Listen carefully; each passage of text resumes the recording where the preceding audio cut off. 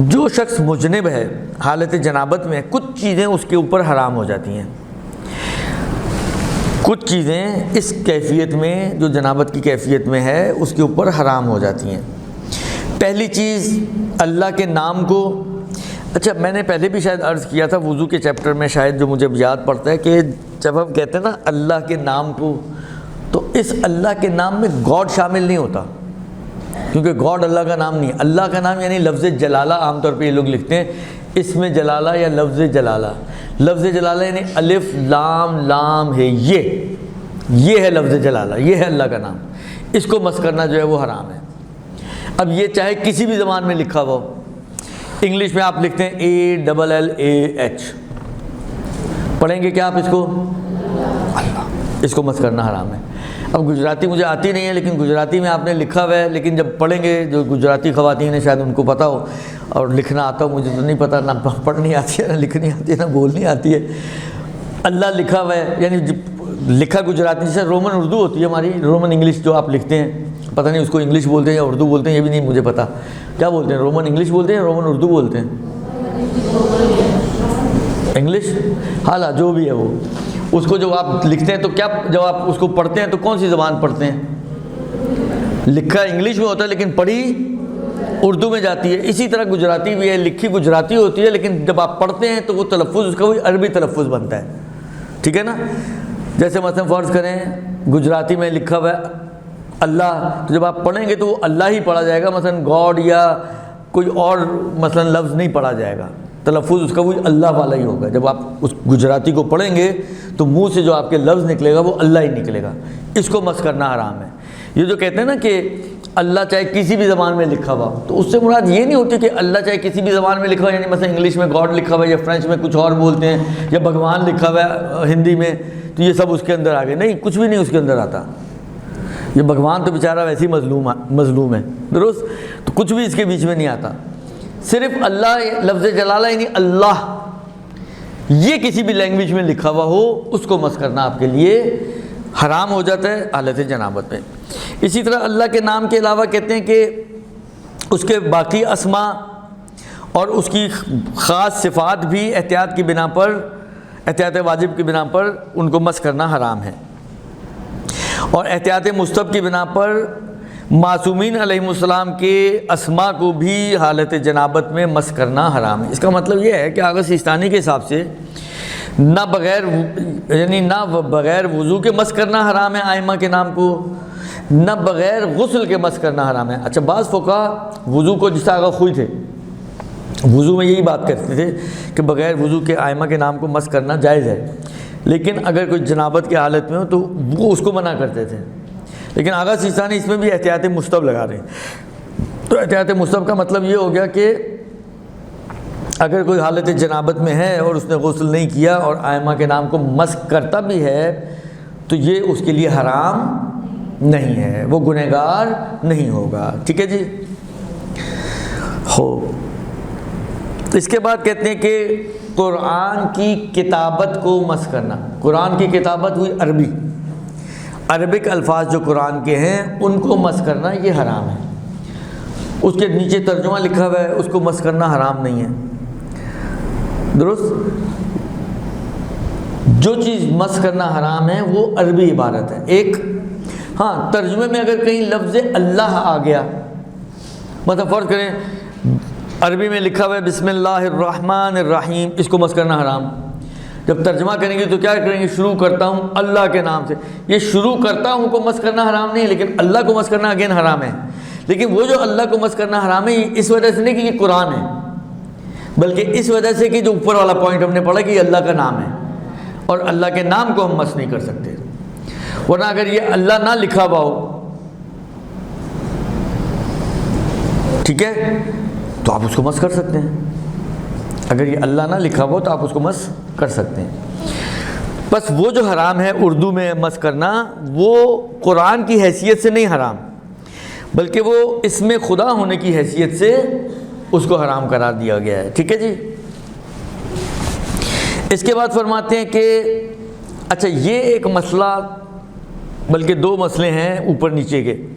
یہ اردو زبان میں جو توضیح ہے ہمارے پاس، شاید اس میں کہیں کچھ اونچ نیچ ہے، کچھ مسٹیکس ہیں. اب آخر کے جو ورژن ہے اس میں شاید ٹھیک ہو گیا تو پتہ یاد نہیں مجھے اس وقت، لیکن اس کے اندر کچھ اونچ نیچ تھی، تو اس کو ذرا توجہ سے آپ ہضم کیجیے گا اور لکھیے گا ذرا دھیان سے. یہ نہ ہو کہ اپنے لکھے ہوئے کو جب آپ توضیح سے ملائیں اور توضیح میں کچھ اور نظر آئے تو اس کی وجہ سے اپنے لکھے ہوئے کو خراب کر لیں. ابھی جو بول رہا ہوں اس کو دھیان سے سنیں، اس سے توضیح کی تصحیح کیجیے گا اگر اس میں کچھ اور ہو تو. توضیح سے اپنے لکھے ہوئے کو نہ سمجھیے گا کہ میں نے شاید غلط سنا ہے لہذا وہی صحیح ہوگا اور اس کی وجہ سے اس کو بھی خراب کرتے ہیں. یہ کام مت کیجیے گا. اسی لیے کہہ رہا ہوں دھیان سے سنیں، توجہ سے سنیں اور ٹھیک ٹھیک لکھیں، اور پھر اس کی وجہ سے جب جا کے توضیح چیک کر لیجیے گا. اگر تو ایک ہی جیسی بات ہے تو ٹھیک ہے، کیونکہ میں نے کہا نا کہ مجھے لگتا ہے کہ شاید آخر کے جو جدید ورژنز آئے ہیں اس میں شاید کچھ تصحیحات ہوئی ہیں، لیکن اگر ڈفرینٹ ہو تو اس کو ٹھیک کیجیے گا، نہ کہ اپنے آپ کو ٹھیک کیجیے گا. ٹھیک ہے؟ وہ کیا ہے جی؟ کہتے ہیں کہ مسجد میں داخل ہونا حرام ہے حالت جنابت میں. مسجد میں داخل ہونا حرام ہے. ٹھیک ہے؟ چاہے آپ کچھ اٹھانے کے لیے ہی جائیں، یعنی مسجد میں ایک مرتبہ آپ کی انٹینشن ہوتی ہے کہ آپ نے جانا ہے، مثلا عبادت کے لیے جا رہی ہیں، بیٹھیں گی قرآن پڑھیں گی، بیٹھیں گی نماز پڑھیں گی مثلا. ٹھیک ہے؟ ایک مرتبہ ہے کہ آپ نکل آئیں اور بھول گئیں کوئی چیز اپنی، اور اب آپ جانا چاہیں اور آپ کو اس وقت یاد آئے کہ میں تو مثلا حالت جنابت میں ہوں، تو جنابت کی حالت میں آپ کوئی چیز بھولی ہوئی اٹھانے کے لیے آپ اندر نہیں جا سکتے. ٹھیک ہے؟ البتہ عبور کرنا حرام نہیں ہے. اچھا، عبور کرنے میں عام طور پہ جو یہ بات کرتے ہیں، مثلا فرض کریں جیسا یہ ہے نا، یا اس دروازے سے نکلیں اس دروازے سے باہر ہو جائیں، اس دروازے سے نکلیں چکر لگا کے واپس اسی دروازے سے باہر، اس کو عام طور پہ عرفی زبان میں عبور نہیں کہتے ہیں. عبور کیا ہوتا ہے؟ آپ کہیں سے عبور کریں، یعنی کہیں سے گزر رہے ہیں، آپ اسی میں سے گھسیں، یوں چکر لگائیں اور پھر اسی سے باہر نکل جائیں، تو کوئی نہیں کہے گا کہ آپ مسجد میں سے گزریں. ٹھیک ہے نا؟ کوئی آپ نے مسجد میں چکر لگایا، تو یہ جائز نہیں ہے. جو چیز جائز ہے وہ عبور کرنا ہے.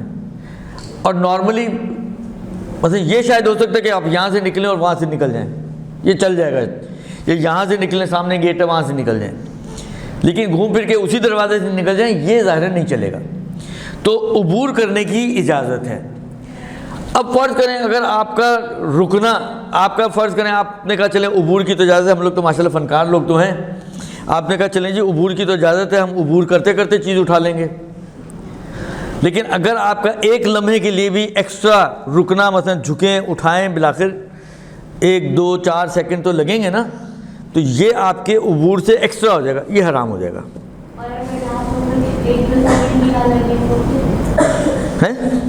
یار کیسے ہو سکتا ہے نہ ہو؟ مجھے نہ ہونے کو پہلے سمجھائیں آپ. پر گری ہوئی چیز ہے تو آپ جھکیں گی، رکیں گی، جھکیں گی، چل اوپر گری ہے. اوپر کیسے گرتی ہے؟ اوپر سے گر سکتی ہے، اوپر کیسے گرے گی؟ اوپر رکھی ہوئی ہے. بہرحال اگر بالکل بھی رکنا لازم نہیں آ رہا بقول آپ کے، تو شاید جائز ہو جائے، لیکن یہ ہے کہ جہاں پہ ٹھہرنا لازم آئے گا وہاں پر مشکل ہے. یہ تیسری چیز. چوتھی چیز، مسجد میں ٹھہرنا حرام ہے. اور پانچویں چیز، مسجد میں کسی چیز کو رکھنا احتیاط واجب کی بنا پر، یہ بھی حرام ہے. چاہے آپ اچھا رکھنے میں انہوں نے یہ بات کہی ہے، اس اٹھانے میں کہا نہیں ہے، لیکن رکھنے میں یہ بات کی، چاہے آپ وہی والی بات ہے گزرتے گزرتے وہی عبور کرتے کرتے رکھ دیں چیز، یہ عبور کرتے کرتے بھی رکھ دیں تو بھی احتیاط کی بنا پر یہ حرام ہے. یا آپ کھڑکی سے ہاتھ اندر ڈال کے رکھ دیں اس کو، یہ بھی حرام ہے. یعنی مسجد میں حالت جنابت میں مسجد میں کسی چیز کو رکھنے کے لیے داخل ہونا، رکھنا اندر سے باہر سے گزرتے ہوئے ہر حالت میں بالآخر یہ رکھنا حرام ہے احتیاط واجب کی بنا پر. کتنی چیزیں ہو گئی؟ 5. اچھا، یہ جو ابھی ہم نے بات کی ہے کہ عبور جائز ہے حالت جنابت میں مسجد میں، یہ 2 مسجدوں کے علاوہ باقی مسجدوں کا حکم ہے. 2 مسجدیں اس قاعدے سے استثناء ہیں، اس میں تو آپ عبور بھی نہیں کر سکتے. اصلا دخول ہی ممنوع. وہ کون سی 2 مسجدیں؟ مسجد الحرام مکے کی اور مسجد النبوی مدینے کی. یہ 2 مسجدیں ایسی ہیں کہ جن 2 مسجدوں میں آپ ایک قدم بھی اندر رکھیں تو پر جل جائیں گے. درست؟ یہ جبرائیل والا حال ہوگا آپ کا. لہذا ان 2 مسجدوں میں آپ کا دخول ممنوع. جب اجتہاد ہی نہیں ہو سکتا تو رکھنا اٹھانا یہ ساری چیزیں آٹومیٹکلی خود بخود ممنوع ہو جائیں گی، کیونکہ اٹھانے رکھنے کے لیے بالآخر گزرتے ہوئے اگر آپ رکھ رہی ہیں یا گزرتے ہوئے آپ اٹھا رہی ہیں تو گزرنا تو پڑے گا نا. تو ان کے اندر تو آپ مثلا فرض کریں یہ مسجد کا گیٹ ہے نا، آپ ایک قدم بھی اندر نہیں رکھ سکتی. یہ 2 مسجدیں ایکسیپشنلی خارج ہیں مسئلے سے کہ ان 2 مسجدوں میں عبور بھی جائز نہیں ہے، لیکن ان 2 کے علاوہ باقی مسجدوں میں ٹھہرنا حرام ہے لیکن عبور کرنا حرام. اسی لیے یہاں سے ایک مسئلہ نکلتا ہے کہ وہ خواتین جو عمرے کے لیے جاتی ہیں اور مدینے سے ہوتے ہوئے مکے جائیں گی تو ان کا میقات پڑتا ہے مسجد شجرہ. مثلا فرض کریں یہ مدینہ شہر ہے بالکل 7 کونے میں لگی ہوئی ایک، اب تو اتنا بڑی خوبصورت سی بنا دی ہے، جو گئے ہیں وہاں پہ انہوں نے دیکھا ہوگا، وہ تو خود ایک پکنک سپاٹ لگتا ہے. وہ مسجد شجرہ کے پہلے جب پیغمبر وہاں جب آئے تھے حج کے لیے، کتنے حج کیے ہیں پیغمبر نے؟ ایک اکلوتا حج، جس کو حجۃ الوداع کہتے ہیں آپ لوگ، ٹھیک ہے نا. اس حجۃ الوداع کے موقع پہ جب مدینے سے، کیونکہ مدینے میں رہتے تھے، ان کا جو سکونت تھی وہ مدینے میں تھی اس زمانے میں، تو مدینے سے مکے آئے تھے. تو مدینے سے جب وہ ادھر پہنچے تھے اس جگہ پر، تو یہاں پر ایک درخت تھا شجرہ. شجر کس کو کہتے ہیں؟ درخت کو کہتے ہیں نا. تو یہاں پر ایک درخت تھا، اس درخت کے نیچے پیغمبر نے احرام پہنا تھا، تو اسی لیے یہاں پر مسجد بنا دی گئی بعد میں، اور اس کا نام مسجد شجرہ یعنی درخت والی مسجد رکھ دیا گیا. تو اس مسجد کے بھی بعض فقہا قائل ہیں کہ اندر سے پہننا، آپ کو باہر سے بھی نہیں پہن سکتے. تو اب وہ خاتون جو حالت حیض میں ہے بالفرض، اچھا یہ بھی عرض کر دوں آپ کی خدمت میں کہ حالت حیض میں ہونے کا مطلب یہ نہیں کہ وہ احرام نہ پہنے، کیونکہ مدینے سے آنے والوں کا میقات یہی ہے مسجد. اگر وہ اس کو کراس کر گئے تو ان کو پیچھے واپس آنا پڑے گا اگر جان بوجھ کے کوئی کراس کرتا ہے تو. لہذا یہ خواتین جو جاتی ہیں اگر حالت حیض میں ہیں تو ان کو یہ بات ذہن میں رکھنی چاہیے کہ احرام ان کو یہیں سے ہی پہننا ہے. وہ یہ نہیں سوچ سکتی تو ابھی تو ہم پھنسے ہوئے ہیں اپنے مسائل میں تو مکے جا کے ہم احرام پہن لیں گے. نہیں، ان کا احرام یہیں سے ہی ہونا ہے. لہذا احرام کے لیے طہارت کی کیونکہ شرط نہیں ہے، لہذا احرام ہو جاتا ہے. وہ نماز نہیں ہوتی، وہ روزہ نہیں ہوتا، لیکن احرام تو ہو جاتا ہے. لہذا ان کو یہیں سے احرام پہنے. تو اب مسئلہ یہ کہ یہ کیسے احرام پہنے، مسجد میں جائیں گی کیسے؟ تو ان کو یہی فقہا کہتے ہیں کہ عبور کر سکتی ہیں وہ. لہذا وہ یہ کریں کہ مسجد میں داخل ہوں، چلتے چلتے نیت کریں، چلتے چلتے تلبیہ پڑھیں، چلتے چلتے باہر آ جائیں. مثلا ایک گیٹ سے جائیں، مثلا ایک گیٹ سے آئیں، دوسرے گیٹ سے باہر آ جائیں. رکنا نہیں ہے، ایک لمحے کے لیے بھی ٹھہرنا نہیں ہے. سارا پروسیس آپ کا جتنا بھی ہے، چلتے چلتے آپ نے نیت کرنی ہے کہ میں اپنے عمرہ مفردہ کا احرام پہنتی ہوں قربتاً اللہ. چلتے چلتے لبیک اللہم لبیک لبیک لا شریک لک لبیک ان الحمد والنعمت لک والملک لا شریک لک لبیک. اس میں دروازہ آ گیا تو ٹھیک ہے، ورنہ آپ ریپیٹ کرتی رہیں. ریپیٹ نہیں بھی کرنا تو بھی بالآخر چلتی رہیں، پیر نہیں رکنے چاہیے، آپ کے قدم نہیں رکنے چاہیے، بس چلتے چلتے آپ نے باہر نکل آنا ہے. یہ کیا کہتے ہیں وہ فقہا بیان کرتے ہیں. حالانکہ فرض کریں کسی مورد میں کبھی ایسا ہوتا ہے، بعض اوقات جن کے اختیار میں ہے ان کی مسئلہ آپ کو عقلیں تو معلوم ہی ہے کتنی ماشاءاللہ عقل مند قوم ہے، تو کبھی ایسا ہوتا ہے کہ وہ سارے گیٹ بند ہے، ایک ہی کھلا ہے، اسی میں سے آنا ہے اسی میں سے جانا ہے، تو اجتیاز بنے گا نہیں. تو پھر ایسی صورت میں وہ انسان مسجد کے باہر سے وہ خاتون پہن سکتی ہے. لیکن اگر کوئی مشکل نہیں ہے تو اس کو چاہیے کہ مسجد کے اندر جا کے گزرتے گزرتے اس مسئلے کو اچھی طرح یاد کر لیں. آپ سب انشاءاللہ جائیں گے عمرے پہ تو آپ کو ضرورت پڑے گی اگر پڑھ سکتے ہیں، کیونکہ بالآخر خواتین کی حالت چینج ہونے پہ، ایکسائٹمنٹ اوپر نیچے ہونے سے، پتہ نہیں کیا اللہ میں نے ایک مخلوق بنائی ہے خواتین کے نام کی، تو اس کے اندر جو چینجز آتی ہیں اس کی وجہ سے جو ہے اس کے سرکل بھی ڈسٹرب ہو جاتے ہیں، کبھی وقت سے پہلے آ جاتے ہیں، کبھی وقت کے بعد آ جاتے ہیں۔ حج بھی ہوتے ہیں بعض اوقات تو خاتون گولیاں بھی کھائی تھیں پھر بھی آ گئے، تو وہ مشکل یعنی حالات کی وجہ سے، کیفیات کی وجہ سے، آپ کا اسٹریس لیول کیا ہے کیا نہیں ہے، یہ ساری چیزیں آپ کی جسم کے اوپر بہرحال اثر انداز ہوتی ہیں، تو یہ مشکلات پیش آتی ہیں۔ تو یہ مسئلہ کم سے کم آپ کے ذہن میں ہونا چاہیے کہ آپ نے احرام مکے جا کے پہننا ہے یا یہیں پہ پہننا ہے، یہاں پہ پہننا ہے تو کیسے پہننا ہے، یہ دو چیزیں تو یہ ذہن میں رکھیں۔ میک شور کریں کہ آپ جب بھی اگر آپ مدینے سے آ رہی ہیں تو آپ کو احرام شجرہ پہ پہننا ہے، آپ کے پاس دوسرا کوئی آپشن نہیں ہے اختیاری حالت میں آپ کو، اور اختیاری حالت میں میقات سے بغیر احرام کے عبور کرنا بھی جائز نہیں ہے کہ آپ کہیں میں آگے گزر جاتی ہوں چلو دیکھتے ہیں کیا ہوتا ہے، ہونا کچھ بھی نہیں، آسمان تھوڑی ٹوٹے گا، وہ ہوگا یہ کہ آپ گنہگار ہو جائیں گی، ہوگا یہ کہ شریعت آپ کو کہے گی واپس جانا ممکن ہے، جاؤ واپس جاؤ، جا کے مسجد شجرہ سے ہی احرام پہن کر ہونا صرف یہی ہے، اس کے علاوہ اور کچھ نہیں ہونا، درست۔ لیکن یہ اب آپ ماشاءاللہ پڑھی لکھی خواتین ہیں، جب آپ آتی ہیں مدرسے میں آئی ہیں، مدرسے میں سیکھ رہی ہیں، تو یہ چیزیں چھوٹی چھوٹی ہیں جو آپ کو معلوم ہونی چاہیے اور اچھے طریقے سے معلوم ہونی چاہیے کہ آپ کا وظیفہ اگر آپ کو وہاں پہ کھڑا کر دیا جائے اور آپ ایسی کنڈیشن میں ہو تو آپ سے کوئی پوچھے کہ جی آپ کا وظیفہ کیا بنتا ہے، تو آپ کو پتہ ہونا چاہیے کہ آپ کا وظیفہ کیا بنتا ہے، یہیں سے احرام پہننا ہے، کہیں اور سے پہننا ہے، کیا کرنا ہے، پہننا ہے تو کیسے پہننا ہے، یہ ساری چیزیں آپ کے لیے کلیئر ہونی چاہیے تاکہ آپ اپنی ذمہ داری پوری کر سکیں۔ اور یہ بھی آپ کو بتا دوں، بعض اوقات جو گروپ بنتے بھی ہیں اور ان کے ساتھ میں دیکھیں کسی کی توہین وہین نہیں کرنا چاہ رہا ہوں، لیکن مشکلات ہیں نا ہمارے معاشرے کی بھی، ہمارے معاشرے کی سب سے بڑی پرابلم یہ ہے کہ کوئی بھی بس پڑھا ہوا ہو نہ پڑھا ہوا ہو، کسی بھی کیفیت میں اب اس نے امامہ لگا لیا اور بن گیا مولوی۔ اب آج تک آپ میں سے کبھی کسی نے کسی بھی امامہ پوچھ سے پوچھا کہ آقا آپ نے کہیں پڑھا بھی ہے یا ایسے ہی پڑھ کے ایسے پہن کے آ گئے؟ کوئی بھی نہیں پوچھتا، اصل جرت بھی نہیں کرتا، اور پبلکلی پوچھنا بھی نہیں چاہیے یہ چیزیں۔ بالآخر اگر آپ کے عزت نفس کی اہمیت ہے تو مولوی کی بھی عزت نفس تھوڑی بہت ہوتی ہے، اس کی بھی کچھ اہمیت ہوتی ہے، درست۔ لہٰذا پبلکلی یہ پوچھنے والی چیزیں نہیں ہیں، لیکن بالآخر پتہ ہونا چاہیے نا۔ تو مشکل یہ ہوتی ہے ہمارے پاس کہ بہت سارے ہمارے قافلوں میں جو ہے وہ جو نام چل رہے ہوتے ہیں وہ ایسے ہوتے ہیں کہ وہ فقہ سے نابلد ہوتے ہیں یا بہت ہی کمزور فقہ ہوتی ہے ان کی، بہت ساری چیزیں ان کو خود بھی نہیں پتہ ہوتی ہیں۔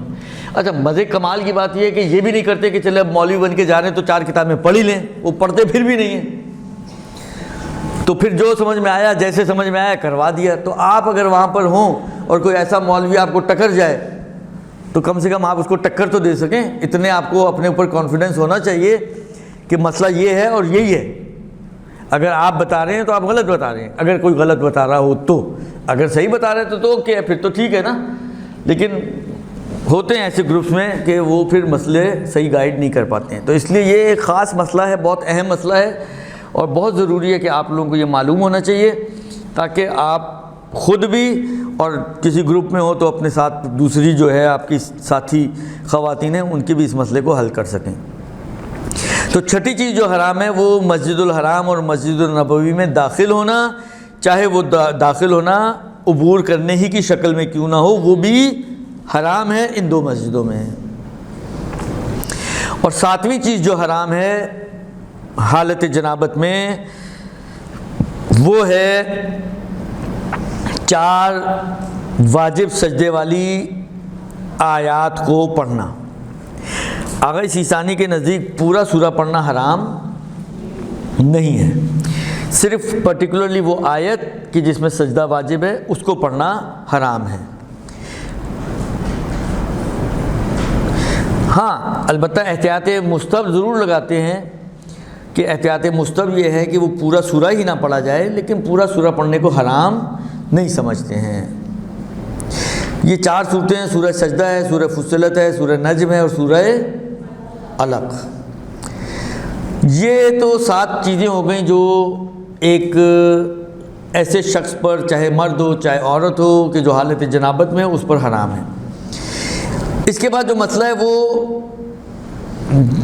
جو عام مسجدوں کا مسئلہ ہے، کہتے ہیں وہی مسئلہ احتیاط واجب کی بنا پر مشاہد مشرفہ جو ائمہ علیہ السلام کے معصومین کے جو حرم ہیں ان کا بھی مسئلہ یہی ہے کہ معصومین کے حرم میں ٹھہرنا حالت جنابت میں حرام، البتہ اجتیاز، عبور، گزرنا، ایک دروازے سے گھس کے دوسرے دروازے سے نکل جانا، یہ جائز ہے۔ اچھا یہ جو حرم کی بات کرتے ہیں اس سے مراد کیا ہے؟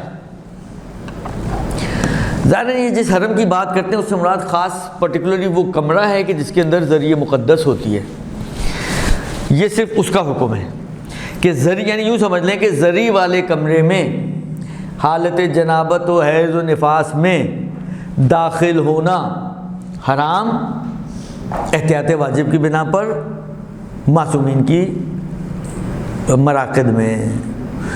ہاں گزرنا، جیسا مسجدوں میں گزرنا جائز ہے، گزرنا یہاں پہ بھی جائز ہے، ٹھہرنا حرام ہے، گزرنا حرام نہیں ہے، ٹھیک ہے جی۔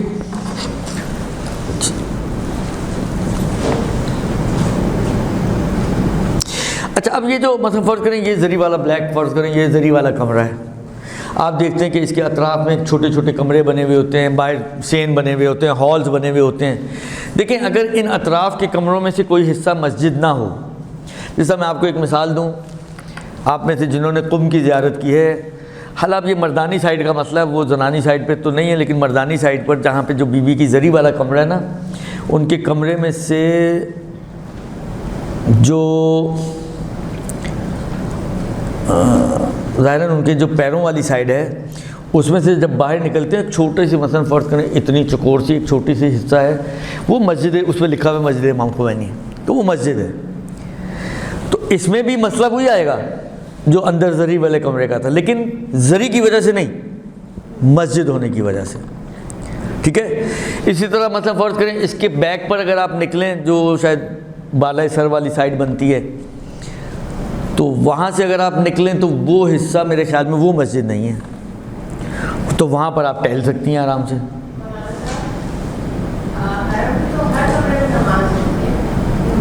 نماز یہاں پہ بھی ہو سکتی ہے،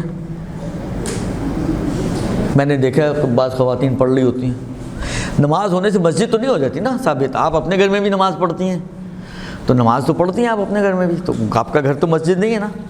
اسی طریقے سے جن جن کمروں میں نمازیں ہوتی ہیں ضروری نہیں کہ وہ مسجد بھی ہوں، وہ حرم کی ایکسٹینشنز ہیں جی، جماعت آپ گھر میں جماعت کر لیں۔ عاشور کی اور جو چہلم کی جماعت کہاں ہوتی ہے؟ مسجد ہو جائے گی۔ اور کچھ اب جمعہ مت بولیے گا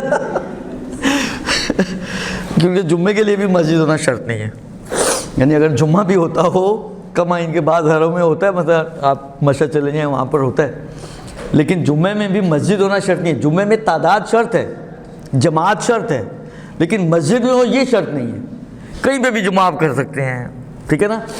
خلاصہ کلام یہ کہ وہ جو اطراف کے کمرے ہیں ہمیشہ ضروری نہیں کہ سارے مسجد ہوں، کچھ ممکن ہے کچھ مسجد ہوں، ممکن ہے کوئی بھی مسجد نہ ہو۔ اگر کوئی مسجد ہے تو وہاں وہی والا حکم جاری ہوگا، لیکن مسجد ہونے کی وجہ سے۔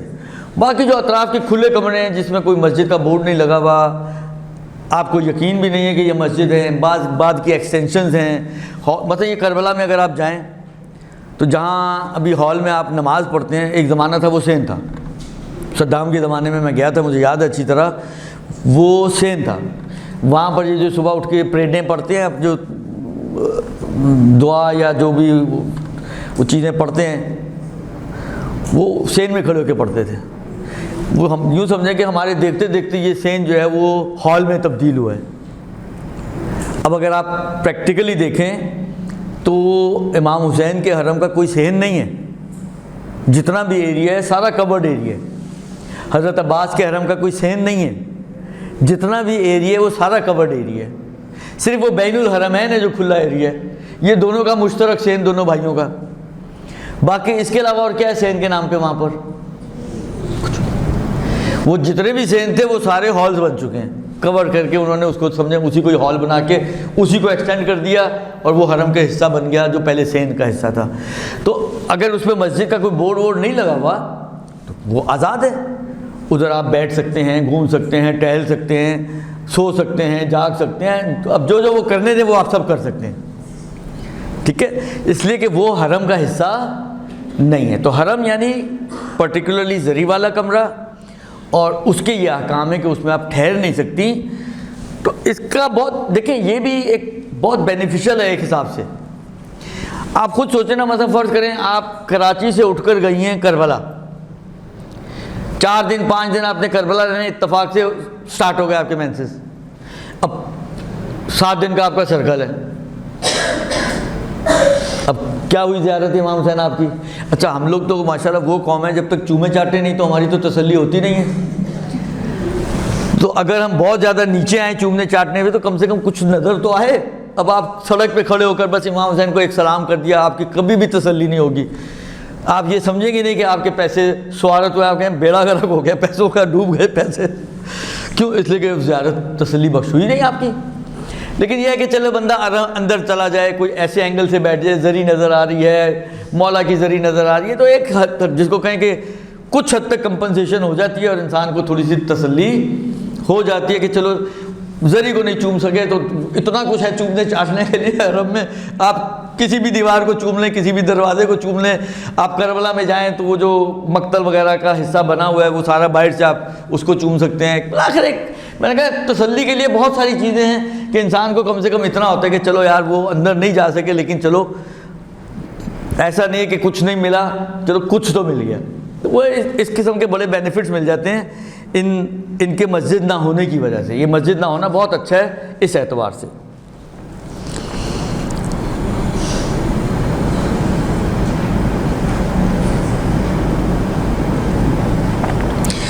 بس یہ صحن وغیرہ، یہ رواق وغیرہ، رواق کہتے ہیں ان کمروں کو جو سائڈ میں بنے ہوئے، ان کو جو ہے ملحق کرنا احتیاط مستحب ہے کہ اس کے اوپر مسجد کے احکام آپ جاری کر لیں، لیکن نہ بھی کریں تو کوئی گنہگار آپ نہیں ہوں گے. اچھا یہ تو ہو گیا وہ چیزیں کہ جو حالت جنابت پر کسی پہ حرام ہیں.